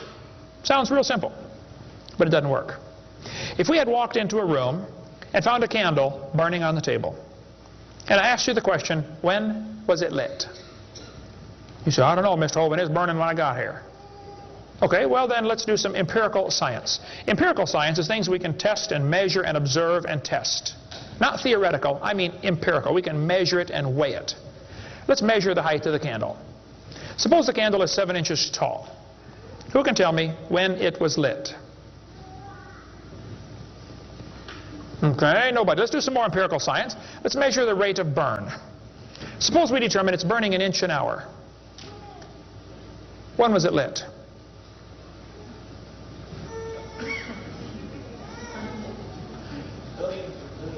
Billions of years ago. You're going to have a hard time telling me unless you're willing to make some assumptions. How tall was it when it started? Oh, we don't have any idea. Has it always burned at the same rate? Oh, we don't know that either, do we? You find a fossil in the dirt, you can measure how much C14 is in it. Very accurately, by the way. And you can measure how fast it's decaying. That's just like measuring the height of your candle and how fast it's burning. Now, when did that animal die? You don't have a clue. Unless you're willing to assume that the C14 when it was alive is the same as we have today, and assume the rate of decay has always been the same down through history. You can't prove either of those. Living mollusk shells were carbon dated at 2,300 years old. Hello, they're still alive. Freshly killed seal carbon dated 1,300 years old. Shells from living snails carbon dated 27,000 years old. That's stupid. He's still alive, okay? I know snails are slow, but 27,000 years, he'd be dead, okay? One part of a mammoth is 29,000 years old, another part's 44,000. One part of Dima was 40,000 years old, another part was 26,000, and the wood next to it is 9,000. The lower leg of a mammoth is 15,000 years old, the skin is 21,000. 2 mammoths found side by side in Alaska, one is 16,000, one's 22,000. Which number is right? Living penguins carbon dated 8,000 years old. 11 human skeletons, the earliest known human remains in the Western Hemisphere, were dated by accelerator mass spectrometer. All 11 dated about 5,000 radiocarbon years. Lava from a 1801 Hawaiian lava flow was 1.6 million years old. Well, hello is not even 200. Another volcano erupted in Hawaii in 1959. When they dated the lava, it was 8.5 million years old. At least potassium argon dating for that, not carbon. Mount Etna in Sicily, I climbed Mount Etna when I was over there some time ago, erupted in 1972, 350,000 years old. Mount St. Helens built a new lava dome in 1982. They dated it, got numbers from 350,000 to 2.8 million. It's not even 20 years old. Here's what you ought to consider about carbon dating. Samples of known age, it doesn't work. If it's a sample of unknown age, it is assumed to work. That's stupid. In the last 2 years, an absolute date has been obtained for the Gandong beds above the Trennell beds. It has the very interesting value of 300,000 years, plus or minus 300,000 years. Boy, they nailed that one right on the head, didn't they? See, back in 1770, George Buffon said the Earth is 70,000 years old. 1905, the official age of the Earth was 2 billion. When they went to the moon, they said the Earth and the moon are 3.5 billion years old. 3.5 billion, dated with potassium-argon dating. Now they're telling the students it's 4.6 billion years old. Let's see, that means the Earth is getting older at the rate of 21 million years per year. That's 40 years per minute. Aging rapidly, folks. That's stupid, okay? All they do is add more time to make the theory look more reasonable. Long ago and far away. And when you prove it couldn't happen, they say, well, it was longer ago and farther away. Then they're going to tell the students one of the evidences for evolution is embryology. Now, there aren't too many things about this whole theory that make me angrier than this, so I'm going to try to stay calm and cool and collected while we discuss this. Ernst Haeckel, an embryology professor at the University of Jena in Germany, loved evolution theory. When Darwin's book came out, Ernst Haeckel read that book the next year and said, wow, this is a great theory. All we need now is some evidence. 9 years later, they still had no evidence. So Ernst Haeckel decided to help Charlie out. He was an embryology professor, the study of animals before they're born. You know, the different embryos of all these different animals. He made drawings that were fake to make them look alike. The students are taught we have evidence from development. I don't think so. The similarity between early stages in development of many different animals helped convince Darwin that all forms of life shared common ancestors. Actually, Darwin considered this by far the strongest single class of evidence in favor, a class of facts in favor of his theory. This is stupid, folks. I'll show you. This textbook says the human embryo growing in the mother has gills like a fish. Those little folds of skin are not gills, okay? Excuse me. Those little wrinkles under your chin when you're growing up later develop into bones in the ear and glands in the throat. They never have anything to do with breathing. I've seen folks that have 5 or 6 chins and they can't breathe through any of them but the top one. Those are not gill slits. Ernst Haeckel, though, said the turning point in his thinking was when he read Darwin's book, 1860. Haeckel took a drawing of a dog and a human embryo and he changed them to make them look exactly alike. His fake drawings looked almost identical. On top are the real drawings, underneath are Haeckel's fake drawings. He lied, folks, intentionally. He made huge charts of his posters of his drawings of these embryos and traveled all over Germany and just about by himself converted the Germans to believing in evolution. Which later led to the obvious question, well, if evolution is true, then maybe one of the races of people has developed farther than the rest. Which, by the way, is a subtitle to Charlie Darwin's book. You can look at it for yourself. The Origin of Species by Means of Natural Selection, or the Preservation of Favored Races in the Struggle for Life. See, Darwin was a racist. We cover lots more on that on video number 5. That one is politically incorrect. You don't want to watch that one. Trust me. On top are Haeckel's fake drawings. Underneath are actual photographs of what he claimed he was drawing a picture of. Now, either he's a lousy artist or he's a liar. Well, it turns out he's a liar. He was convicted of fraud by his own university. Proven to be a fraud. But guess what? Haeckel's fake drawings are still used in textbooks in your state right now. Here's a textbook used at the University of West Florida, in the middle of the Bible Belt. It's only been proven wrong 125 years ago. I know it takes a while to get textbooks up to date, but that ought to be plenty of time. That's stupid. Those are not gill slits on the embryo. Here's an Irish textbook. I was just there a few months ago. It says the embryo has gill slits. That's baloney. This one says the embryo has gills. Glencoe Biology says they have gills. Proven wrong 125 years ago. This biology textbook says the human embryo has gills. Here's this Tim Barra writing his book on the myth of creationism. And he mentions the gills are evidence for evolution. You're only 115 years behind, Tim. Miller's still teaching it 125 years after it was proven wrong. I debated Miller on the radio on a St. Louis radio station one time. There's a college textbook still teaching the kids the embryo has gills. This one says, it shows the kids a 5 to 6 week embryo, but it says by 7 months, the fetus looks from the outside like a tiny normal baby, but it's not. It's not a baby at 7 months? Excuse me? A whole bunch of kids born at 5.5 months survive, 34%. That's stupid to say it's not a baby at 7 months development. Maybe you heard about the woman that had surgery on her baby before it was born. They cut the mother open, cut the uterus open. The 5-month-old baby, 5 months in development, reached out and grabbed the doctor's finger.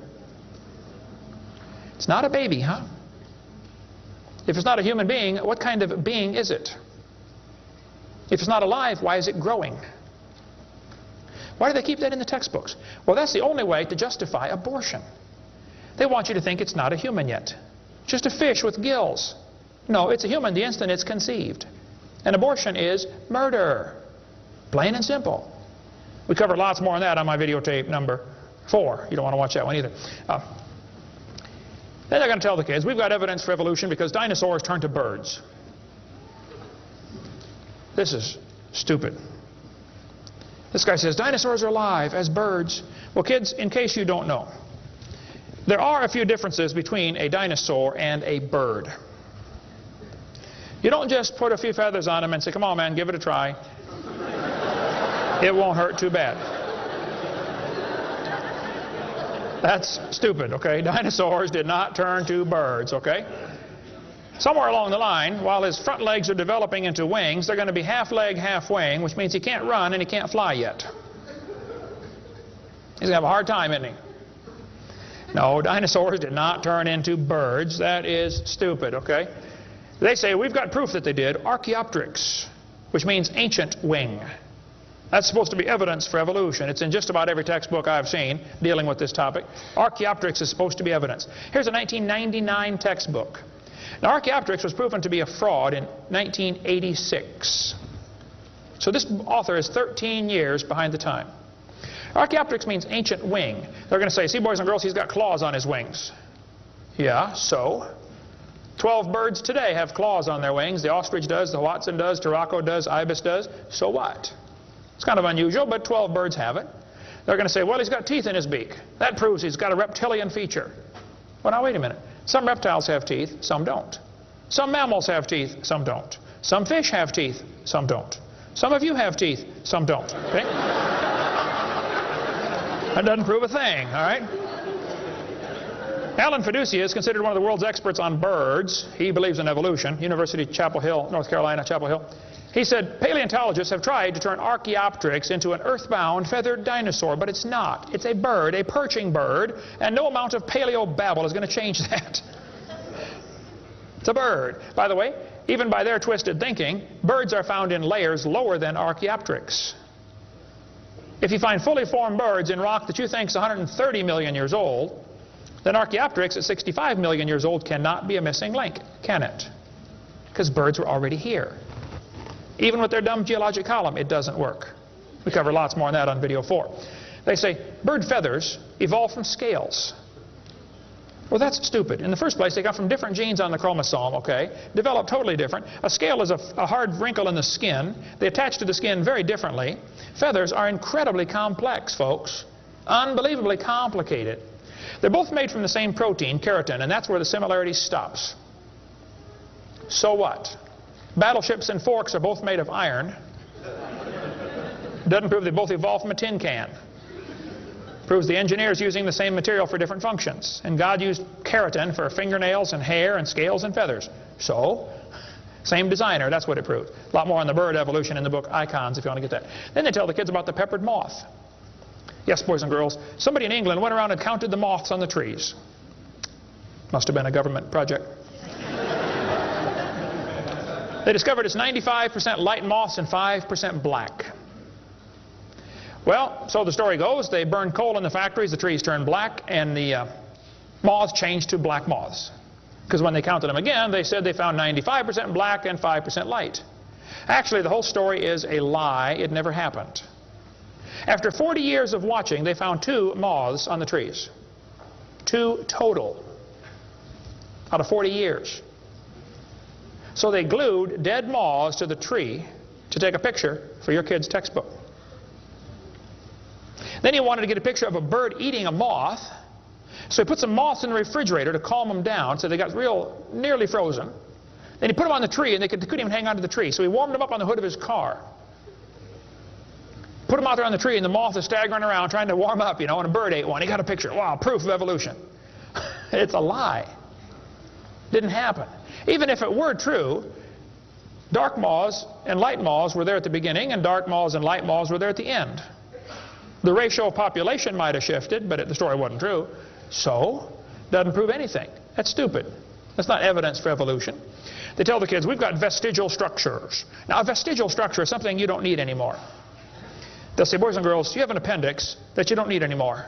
That's a vestigial structure. That's proof of evolution. Well, excuse me, you do need your appendix, okay? That is stupid. The appendix is part of your immune system.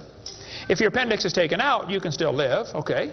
But it increases your susceptibility to quite a few diseases. You could live without both your legs and both your arms and both your eyes also. That doesn't prove you don't need them. Does it? There are no vestigial organs. And even if there were, that would be the opposite of evolution. That's losing, not gaining. This textbook says, boys and girls, whales, and many organisms here, like a whale, retain traces of their evolutionary history. For example, the whale retains pelvic and leg bones as useless vestiges. I'm sorry, that's not true. This one says, just imagine whales walking around. It's true. These little bones right there is what they're talking about.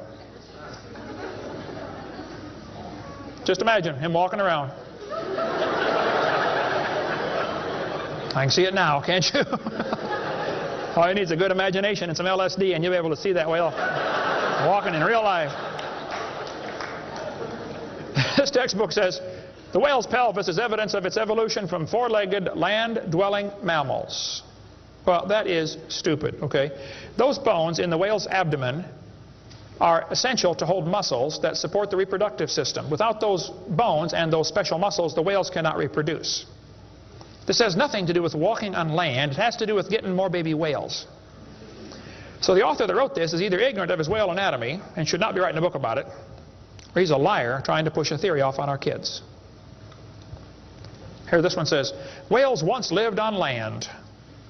Whales were not always sea dwellers. Modern whales show skeletal evidence of previous existence on dry land. Buried deep in a whale's hip muscles are 2 small bones, all that is left of the whale's pelvis and hind legs. That's stupid. The male and female bones are very different on whales. Check your whale anatomy and tear that page out of your book. Has no business being in there. This textbook says, humans have a tailbone at the end of the spine that is of no apparent use. I was debating a guy in North Alabama. He was the president of the North Alabama Atheist Association or something like that. He got up and he said, folks, we've got evidence for evolution. Humans have a tailbone they no longer need. When it was my turn, I got up and I said, Mr. Patterson, I taught biology and anatomy. I happen to know there are 9 little muscles that attach to the tailbone, without which you cannot perform some very valuable functions. I will not tell you what they all are, but go read your Gray's Anatomy and you can figure it out. I said, however, Mr. Patterson, if you think the tailbone is vestigial, I, Kent Hovind, will pay right now to have yours removed. Bend over.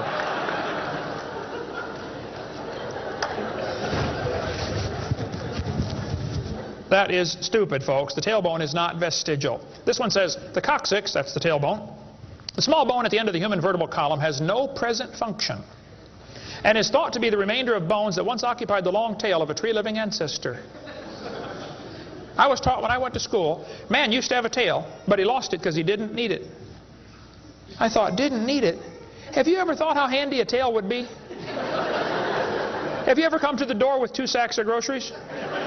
Wouldn't that be nice, man, be able to grab that door and walk right around and get in? Lost it because we didn't need it. Man, you could drive the car and tune the radio knob and hold a Coke at the same time. They're going to tell the kids that lobe-finned fish show evolution. Yes, boys and girls, during the Devonian period, 410 million years ago, there were fish with lobe fins. What that means is a short arm and then the fin grows. Well, that's stupid, okay? The lobe-finned fish are still alive. They're called the coelacanth. And when they found the first coelacanth in 1938, first folks, people didn't believe it. They said it can't be true because they died millions of years ago. When they finally proved, yes, they're still here, all they said was, wow, they survived for millions of years. Never dawned on them to maybe question the whole theory. Never dawned on them. When Dr. Roy Mackal went to Africa and did expeditions on dinosaurs still alive in the African swamp, University of Chicago microbiology professor Dr. Roy Mackal wrote this book. He went over there twice, interviewed folks who've seen living dinosaurs. People who've never seen a white man. When he showed them the Apatosaurus, they said, yeah, that's Mokele Mbembe. He lives out in the river. He's not friendly. Don't get close. Dr. Mackal said, fellas, that's a dinosaur. They've been dead for 70 million years. The natives said, well, we're sorry. We didn't know about that. All we know is we see them out there once in a while. So Mackal gets back, writes this book, and says, folks, there are still some dinosaurs alive in Africa. Then he says, it's amazing. They survived for 70 million years. Never will cross his brain that maybe your basic theory is wrong. Hell, that thought will never enter his mind, I don't think. It ought to. Lobe-finned fish are still alive, folks.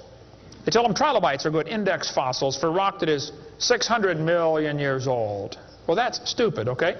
There's a human shoe print where a guy stepped on and squashed a trilobite. How could a human step on a trilobite? If they're 500 million years ago. One guy said, maybe aliens visited the planet and stepped on a trilobite. Trilobite had the most sophisticated eye ever found in nature. It's one of the first animals to evolve, and it's already got the most complex eyeball. I don't think so. The whole thing about index fossils is stupid, okay? There aren't any index fossils. The graptolites are the index fossil for 410-million-year-old rock, and yet they're still alive right now in the South Pacific. They tell the kids the dinosaurs are index fossils for 70-million-year-old rock. Folks, dinosaur blood was found inside the bone. Don't you think it's going to decay in less than 70 million years? There's enormous evidence that man and dinosaurs have always lived together. We covered that for 2.5 hours on video number 3 of our Blue series of tapes. Gene Thomas, missionary friend of mine, was in the Congo swamp for 42 years as a missionary. He said, I had 2 pygmies in my church that killed and ate one. Yes, dinosaurs are still alive. California, 1925, this thing washed up on the beach called California's Nessie. Laid there on the beach and rotted away. Here's a guy behind it with a rifle. In the front you can see the critter's head, neck going off to the right. The neck was 20 feet long. One atheist wrote me a letter and said, Hovind, you're so stupid. Don't you know that was a whale? Show me any neck on a whale, would you please? No, I think dinosaurs have always lived with man. They were called dragons for most of history. People killed most of them. There could be a few still around. It wouldn't affect me at all, okay? I don't think there's a lot of them, but there could be a few still out there. They changed the name in 1841 to dinosaur. That's all that happened. And man exterminated most of them. They're mentioned in the Bible. We cover all that in video number 3. They're going to tell the kids, we've got evidence for evolution. It works by natural selection. Well, yeah, natural selection works, but see, evolution is based on 2 faulty assumptions. Number 1, they say mutations make something new. That's never been observed. And natural selection makes it survive. That's never been observed. That sounds good theoretically, but it's never been observed. Mutations happen, there's no question, okay? Thousands and thousands of mutations happen. But even guys like Pierre Gross will say, no matter how numerous they may be, mutations do not produce any kind of evolution. They're only scrambling existing information. They're not adding anything new. Here's a 5-legged bull. That's a mutant. There's no new information added. Doesn't the bull already have the gene code to make a leg? You just built one in the wrong place, that's all. This is not new information. This is scrambled information. That's not new. Here's a short-legged sheep. He's the first one the wolf is going to catch. Go, boys, go. Here comes the wolf. Herman didn't make it. Here's a 2-headed turtle. That's a mutant. Not ninja, but he's mutant. He's going to freeze first winter. Nobody makes a double-neck turtleneck sweater. I've never seen one. I've been looking. See, a mutation is scrambling information that already exists. It's like you can take the letters from the word Christmas and get all sorts of different words, scrambling them up. But you never get Xerox, zebra, or queen. The letters aren't available. And a mutation does not give you new information. It scrambles existing information. This textbook shows the kids a 4-wing fly. Look what it says now, kids. You got to be careful or you'll be tricked on this one. Normal fruit flies have 2 wings. This mutant has 4. This rare mutation, like most mutations, is harmful. Look what it says. Beneficial mutations are the raw material for natural selection. Oh, why didn't they show us one? Why did they show us an example of a bad mutation and tell us that good ones is how it works? Show me a good one. You know why nobody's ever shown a good mutation? Because nobody's ever seen a good mutation. One professor I was debating said, I know a good mutation. He said, people in Africa that get sickle cell anemia cannot get malaria. Wow, that's like saying if you cut off your legs, you can't get athlete's foot. Yeah, you're probably right, but that's not a beneficial mutation. They tell them evolution and natural selection go together. He says, this textbook says natural selection causes evolution. That's stupid, okay? Natural selection doesn't cause any evolution. Natural selection is a conservative process that keeps the species strong. That's all it does. That's all it can do. It has no creative properties. Natural selection, nature can only select what there is to select from. If I said, I'm going to go around the world, I'm going to try to raise a race of people that are over 12 feet tall. So everybody under 12 feet tall, we're going to kill them. Year after year, we kill everybody under 12 feet tall. Well, there's nobody to select from, is there? Natural selection can only select what there is to select from. It's a conservative process. If you worked in a factory that produced cars and your job was to check for defects, you know, kick the tires, slam the doors, etc., drive it around, and you caught every single mistake and you rejected it, how long would it take that process to change the car to an airplane? You say it'll never change it. That's my point. Natural selection is like a quality control. It makes sure the bad ones don't survive, but it's not going to change it to something else. Survival of the fittest does not explain arrival of the fittest. And by the way, survival of the fittest is what is called a tautology. Kids, there's a big word. You can learn this. You can use this one on your brother. A tautology is a sentence that means nothing. You can say, oh, you're speaking in tautologies. I'll show you how it works. You say, Professor, why did it survive? I say, oh, because it's the fittest. You know, survival of the fittest. Oh, how do you know it's the fittest? Because it survived. I see. Is that the way it works? That's exactly the way it works. That's stupid, folks, okay? Actually, it's not survival of the fittest. If a whale goes through a school of fish and eats 80% of them, it's survival of the luckiest. I mean, if a snake crawls into a bird's nest and eats 3 out of 4 eggs, does the snake select the weakest of the birds to eat? There's still an egg, man. He's going to eat them all. Okay? Then they do this thing with the fruit flies for the kids. They'll say, boys and girls, we raised flies in the laboratory, and we nuked them and microwaved them and x-rayed them, and we got these flies to have mutated babies. We got flies with curled wings. They fly around, bzz, bzz, bzz, bzz, couldn't go anywhere. They got flies with no wings. What do you call that? A crawl. You can't fly. They raised all these mutated flies in the laboratory and said, you know what, folks? Every fly we got was worse off than Grandpa Fly. Yeah, so? So they tell the kids, you see, this proves that flies have evolved as far as they can go. No, this proves you're messing up with perfectly good flies, okay? God made them right and you're messing them up. Now leave them alone, all right? This guy says we've got proof for evolution because flies in the north have wings 4% larger than flies in the south. That's proof we all came from a rock. That's stupid, I'm sorry. Then they tell the kids, boys and girls, today you're going to learn to think critically. Watch this sentence here carefully. Some kids doing this for homework tonight. Boys and girls, do you think humans are still evolving? Now what kind of question is that? That's one of those questions like, have you stopped beating your wife yet? Well, if I say yes, I'm admitting I did.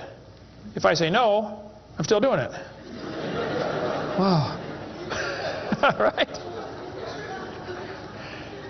Go back and look at the original question. Do you think humans are still evolving? Doesn't that question assume that evolution has happened? What if a kid doesn't believe in evolution? How's he supposed to do his homework tonight? That question does not teach him how to think critically. That teaches him what to think, not how to think. That's a Soviet-style indoctrination type question, and the textbooks are full of them.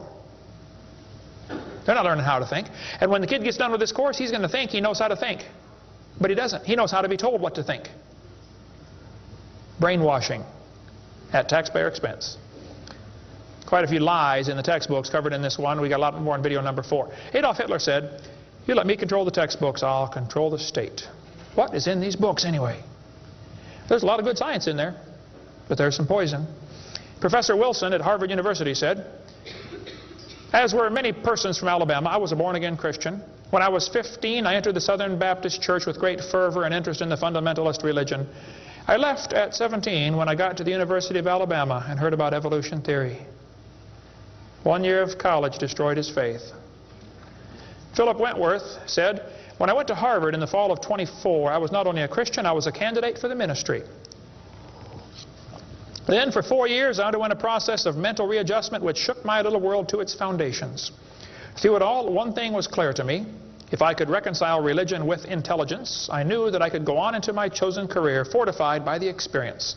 If I could not, every consideration of honor would compel me to make other plans. In the end, I gave up the ministry." Scott wrote me a letter and said, "Dr. Hovind, until I went to college, my faith in God was sound. My college history class helped destroy that faith. I started to doubt the Bible and God's Word. I even started to doubt Jesus was truly God's Son and that He died and rose for my sins. My best friend showed me your tapes and I was in awe of what I saw. Everything I thought I knew about life was changed." Praise God. People will sit home and watch a video that you will never get to come to church. Especially men. If they're sitting at home holding the remote. There's this feeling of power that surges through their body. How many know what I'm talking about? Now come on, be honest, okay? Right? That's why we purposely leave my videotapes uncopyrighted. Copy them and give them to your friends, man. Get them saved. All right? 75% of the kids from Christian homes that go to public schools are going to lose their faith after 1 year of college. 75%. Professor Bonar said, "Evolution is a fairy tale for grown-ups. The theory has helped nothing in the progress of science. It is useless." Malcolm Muggeridge said, "I am convinced the theory of evolution, especially the extent to which it's been applied, will be one of the great jokes in the history books of the future." It's a joke. And it would be a joke if it weren't for the tragic results. How many kids are taught this thing every day and believe it, and it destroys their faith? Adolf Hitler was a strong believer in evolution. He thought the Jews were an inferior species and needed to be eliminated for the good of humanity. Joseph Stalin was an evolutionist. Trotsky was an evolutionist. Pol Pot from Cambodia was a strong believer in evolution. We cover lots more on that in video number 5. Scientists who go about teaching that evolution is a fact of life are great con men. The story they are telling may be the greatest hoax ever. In explaining evolution, we do not have one iota of fact. Evolution is a shell game. You ever seen those shell games where they put the pea down there and they put the 3 shells on it and the guy tries to get you confused, you know, he messes them around? Evolution is like a shell game. If you ask the biologist, where's the best evidence for evolution? He'll say, oh, it's in geology. I debated Dr. Pigliucci. It's debate number 12, I think, of my series out there, of the red series of tapes. Those are debates. I said, Dr. Pigliucci, you have gotten $650,000 in grant money to study evolution of plants. You've been teaching a course on the evolution of plants for 30 years. What is the best evidence of evolution you're aware of? And he said, the evolution of whales.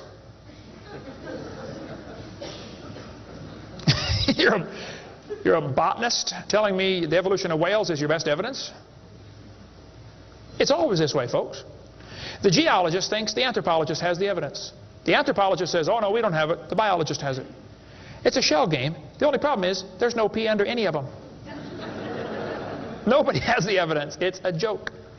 Sir Arthur Keith was selected to write the foreword to Darwin's book when it was republished in 1959 because he was a strong believer in evolution. Arthur Keith said, "Evolution is unproved and unprovable. We believe it because the only alternative is special creation. And that is unthinkable." I mean, you're not even allowed to think that maybe there's a creator? The only alternative. He's right, by the way. The Russian atheist astronomer came to America and spoke at one of the universities, and he started off his speech, he said, "Folks, either there is a God or there isn't." I thought, boy, this guy's brilliant. He nailed that point right on the head. I got to give him credit for that one. And then he said, "Both possibilities are frightening." I thought, wow, that's a good statement. You see, if there is a God, we better find out who he is and find out what he wants and do what he says. If there is no God, we're in trouble. We're hurtling through space around the sun right now at 66,000 miles an hour, and nobody's in charge. That's a scary thought. It's real simple. The Bible says, in the beginning, God created the heaven and the earth. The Christian view of history is very simple. God made the world in 6 days just like he said he did. And that explains all the symbiosis relationships. How can certain animals and certain plants require each other? Which one evolved first? There are zillions of symbiosis relationships that can't be explained by evolution. The pre-flood world was very different. The people lived to be 900 years old. We cover that on video number 2, why they lived to be 900. You can check out my website and see them right there, drdino.com. During this time when people lived to be 900, reptiles grew to be huge. See, reptiles, even today, never stop growing. Reptiles grow all their life. So if a reptile lives to be 900 years old, he's going to get real big. Dinosaurs were big lizards that lived with Adam and Eve. And then Noah took dinosaurs on the ark. People say, dinosaurs on the ark, they're kind of big, aren't they? Well, the big ones were big, but the little ones were little. And Noah was 600 years old when he built that boat. I bet he was smart enough to figure out, you don't have to bring the biggest ones you can find. Bring 2 babies. Just be sure to get a pink one and a blue one. That'll be important later. After the flood was over, people killed most of the dragons, as they were called. That's why there's legends of dragons all through history. Plus the climate killed a lot of them. People don't live to be 900 anymore. We cover all that on video number 2. And there might be a few still around. Christians don't need to worry about dinosaurs. They're part of the normal creation. They're mentioned in the Bible. It's all there, folks. We just got to get a good biblical view of history. God created this world. See, it's real simple. Let's summarize here. God made the world. It didn't evolve. Evolution is stupid. There are hundreds of more reasons we can give. We're going to run out of time, though. But if God made the world, he owns it. That means he makes the rules, like the 10 Commandments. We are guilty of breaking his rules. I'll show you. Rule number 9, commandment number 9, thou shalt not bear false witness. That means don't lie. How many of you have ever lied before? Come on, you don't do another one. Put your hand up. Don't give me that pious look. Come on. Number 8, don't steal. How many ever stole something? You already told me you're a liar. Now come on. You don't have to read very far to realize we're guilty, which means we're going to be punished. Or find a substitute. See, I can't substitute for your sins because I got a whole bunch of my own. But Jesus Christ is not only willing, he's able. He wants to take your place. He wants to pay for your sins. It's real simple. February 9th, 1969, my friend said, Kent, you're a sinner. I said, well, you can say that again. He said, you deserve to go to hell. But Jesus died for you. He wants you to save you. He wants to save you. If you'll ask him, he'll save you right now. And I bowed my head and said, Lord, I'm a sinner and I deserve to go to hell, but would you please forgive me and save me? And I've got God's promise I'm going to heaven. Hey, if you died today, where would you go? You ought to think about it because you will be dead for a long time. Doesn't matter how long you live, you're going to be dead longer than that. You know George Washington died 200 years ago, and he's still dead. How much longer does he have to go? You're going to be dead for a long time. All you get in this life is a little bitty dash between two dates. Just a little and it's gone. What are you going to do with your dash? Let me give a suggestion to you. Give the whole thing to Jesus. Say, Lord, you may have it, the whole thing. One time a little boy saw Jesus preach, and he had a little sack lunch, 5 biscuits and 2 fish sticks. He said, here, Jesus, you can have the whole thing. Jesus said, thank you, son. Everybody sit down, please. 5,000 men, plus women, plus children. We can assume probably 20,000 people. Jesus started breaking those fish sticks and bread up and making fish sandwiches and started passing them out to the disciples, and everybody sat down in the grass and they passed them out and passed them out and passed them out and passed them out. When they got all done, everybody was stuffed. You want another fish sandwich? Oh, no, I can't. No, man, I'm stuffed. He said, okay, disciples, gather up all the fragments. They got 12 baskets full of fragments left. That little boy came home from the meeting. Mama said, hey, son, how'd you like your lunch? Oh, Mom, you won't believe it. Was it good? Oh, it was good, Mom. You have any left? Hey, disciples, come on in here, would you please? See, he decided to give it all to Jesus. Now, he ended up getting fed himself. He's one of them 20,000 that got fed, you know. He could have kept it and got fed, or he could give it away and get fed. Worked the same either way. If you could learn to give your life away to Jesus, you will get a wonderful life. Plus, it'll bless lots of others. Some of you ought to quit worrying about knocking that dumb ball into the hole in the dirt and start worrying about who's going to heaven or hell. And you ought to quit worrying about getting a fancier car and a fancier house and start worrying about who's going to heaven or hell. Maybe God gave you that good job so you can give some money to missionaries, not so you can build a bigger, fancier house. You know what we need in this country? We need a Christian Barney. How many kids in this town tomorrow are going to be taught evolution on Discovery Channel, Nature Channel, National Geographic, textbooks, library books? How many? Thousands of them? And they're going to use dinosaurs, aren't they? Little 4-year-old kids get a book. Hey, boys and girls, dinosaurs lived millions of years ago. Isn't that what they say? Why don't one of you get yourself a purple costume? Get all the neighborhood kids together. Hey, boys and girls. We're going to sing now. God loves you, God loves me. He wants you in His family. If you'll ask Him now, He'll come into your heart, and of His family you'll be part. Shouldn't they learn that instead? Folks, somebody's got to reach these young kids. You ought to get some videos or something. My material's not copyrighted. You can use mine any way you want. Hey, what on earth are you doing, for heaven's sake? What are you doing for the Lord? I saw this tombstone the other day at a cemetery. Wayne Strickland, atheist. Hasn't died yet. He said, I'm a busy man, don't have time for this. I'm sorry, Wayne. You're going to have lots of time here coming up soon. Claims to be an atheist. Interesting. The Bible says the fool has said in his heart there is no God. Did you know God doesn't believe in atheists? Think about that one. Where would you go if you died? Now, if you're not sure you're going to heaven, you ought to give your heart to the Lord and get saved. If you are saved, you ought to find something to do for the Lord. If you want to get any of my video materials, they're not copyrighted. You can get a 15-hour seminar on creation, which lots of material on stuff, creation, evolution, dinosaurs. Get some of the debates or the red tapes or the miscellaneous topical series. We want to strengthen your faith in the Word of God. If you're here tonight and you're not saved, or if you're watching this video and you're not saved, give me a call. I'll be glad to help you meet the Lord. Our website is drdino.com. Phone number in Pensacola, Florida, 850-479-DINO. We like dinosaurs around there.